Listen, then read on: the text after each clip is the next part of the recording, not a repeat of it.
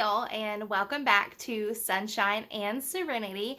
And on today's video, we're going to talk about some of the top pantry staples that you should have on hand and stock up on in order to make it through hard times that are possibly coming in the future.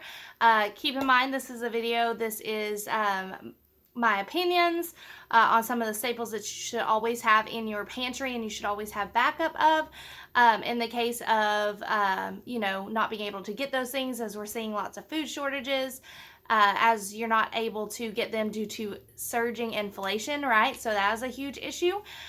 So keep in mind, these are just my opinions. These are a lot of the staples that I keep on hand because I do a lot of cooking from scratch. We do a lot of recipes and a lot of meals with these items within my household. So keep in mind that it's not going to necessarily be the same for every household. It just depends on what your family likes to eat, what kind of meals you normally prepare. But these are definitely things that I recommend to have on hand in the event that you need them. If you're new to this channel, welcome. We are a family that is homesteading for the very first time in Central Arkansas, Zone 7B.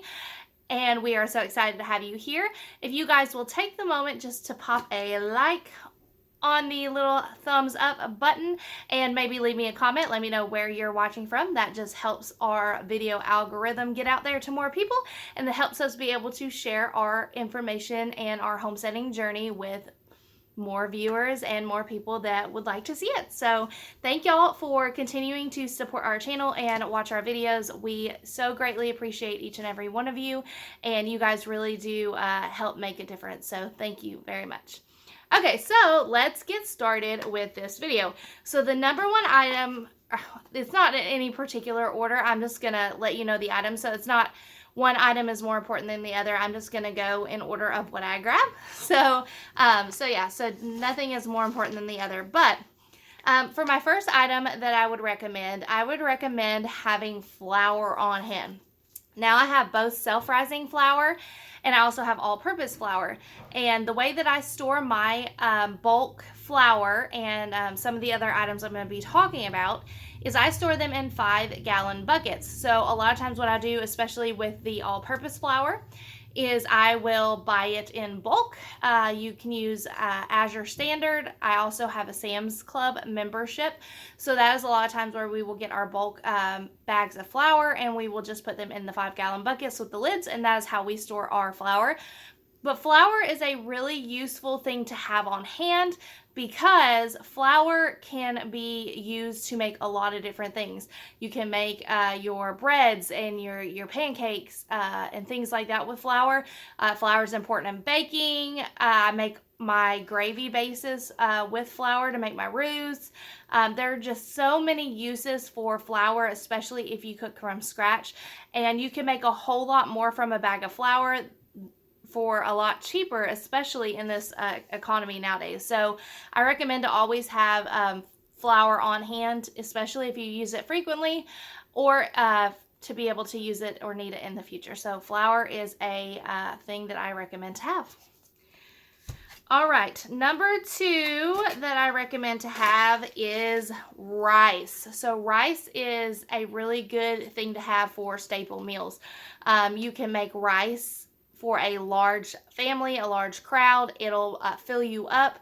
You can use it to stretch your meat in meals. You can use it just for meals like beans and rice. There are a lot of different ways that you can use rice, and we use this to bulk up our meals. We use this for a side. So this is a good thing to have on hand as well.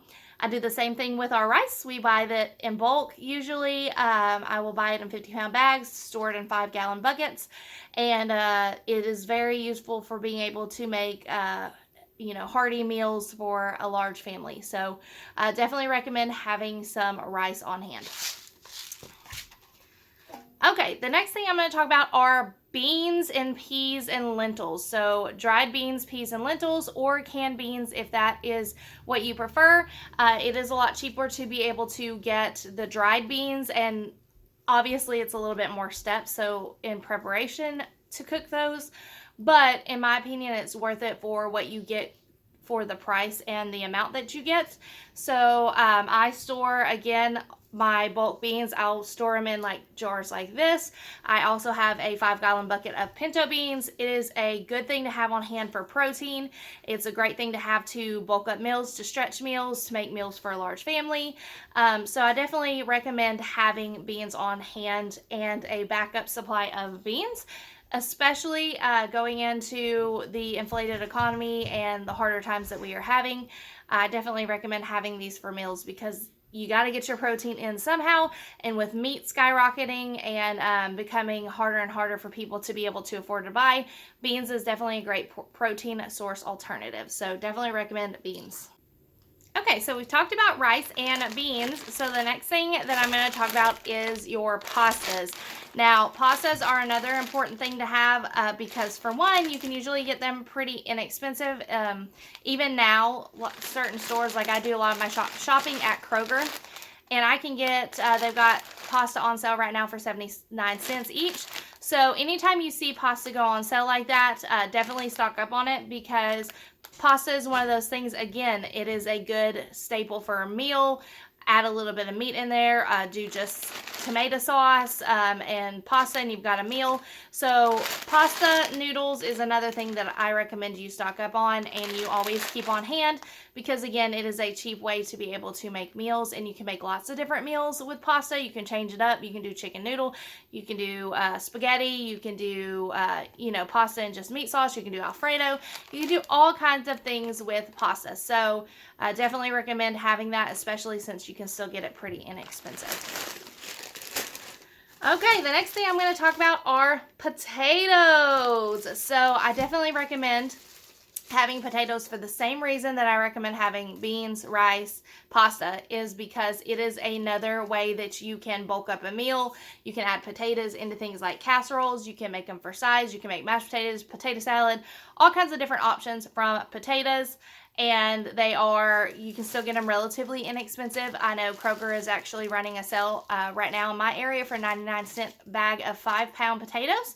And I know a lot of people say, okay, but how do you stock up on that and store it long term? Well, what I do with my potatoes is I can all of my potatoes that I'm not going to be able to use. Like if I buy 5 of these bags, obviously I may not be able to get to all of those before they go bad. And so what I will do is I will can those potatoes up. I have them on the shelf. They're shelf stable. I have them if I need to use them just to grill potatoes. I can use them for potato salad. I can use them for mashed potatoes.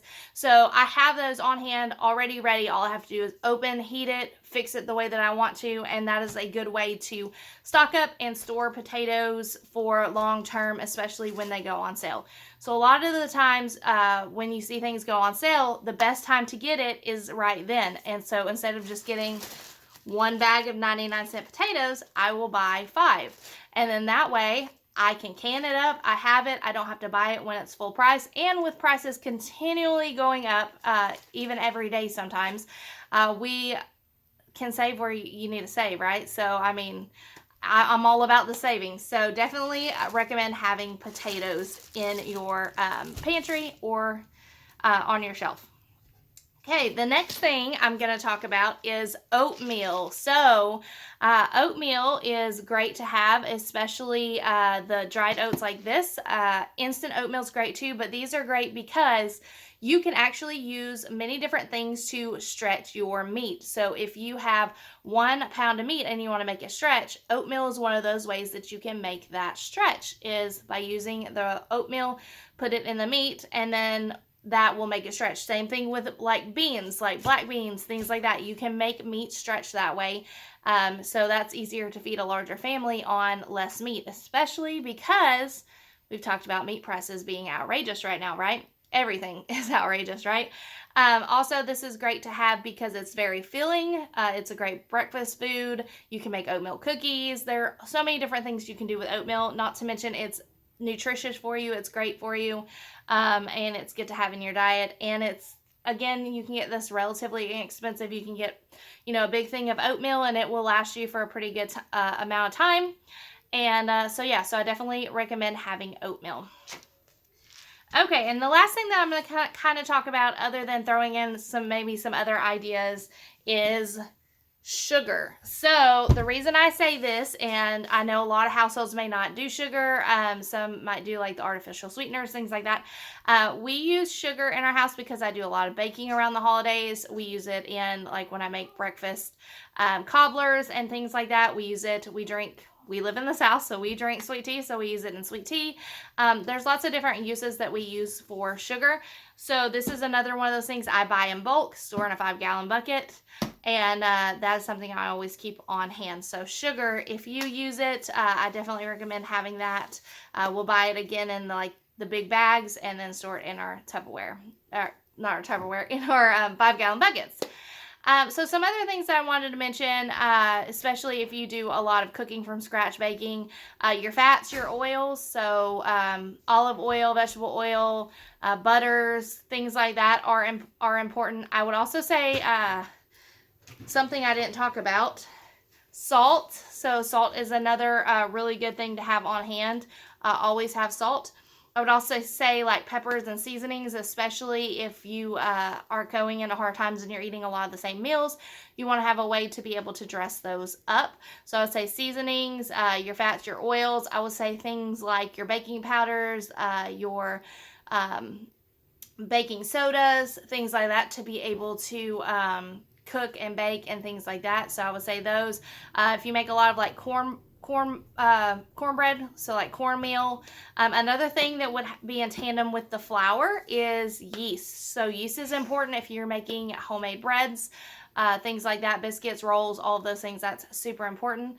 And then I'm sure there's other things that I'm missing. So if there's something I missed that you use frequently, drop it in the comments below. Let's help each other out and build a community to help each other through these crazy times that we have never seen before.